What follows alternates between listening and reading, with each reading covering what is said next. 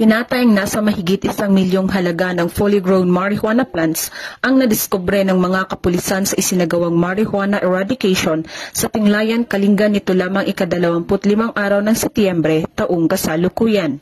Ayon kay Police Colonel Gilbert Fatiig, Provincial Director ng Kalinga Police Provincial Office, matagumpay ang operasyon dahil sa pinagsanib puwersa ng mga operatiba sa pangunguna ng Provincial Drug Enforcement Unit, Provincial Intelligence Unit, katuwang ang Tinglayan Municipal Police Station, 1st at 2nd Kalinga PMFC at RMFB 15. Nagresulta ang operasyon sa pagkakadiskubre ng isang plantasyon ng marijuana sa isang communal forest na may lawak ng tinatayang 600 square meters na may tanim na 6,000 piraso ng fully grown marijuana plants na may standard drug price na 1,200,000. Binunot at sinunog ng mga operatibang mga pinagbabawal na tanim at kumuha ng sapat na sample upang isumite sa Regional Forensic Unit Cordillera para sa karagdagang pagsusuri. Ang matagumpay na operasyon ng Kalinga PNP ay patunay na kaisa ang Police Regional Office Cordillera sa pagpapaigting ng kampanya kontra iligal na droga sa kanilang nasasakupan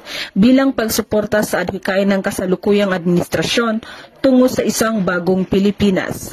Mula dito sa rehiyon ng Cordillera, ako ang iyong PNN correspondent, Patrolwoman Jomalyn Kakaninding, alagad ng batas, tagataguyod ng Balitang Pulis.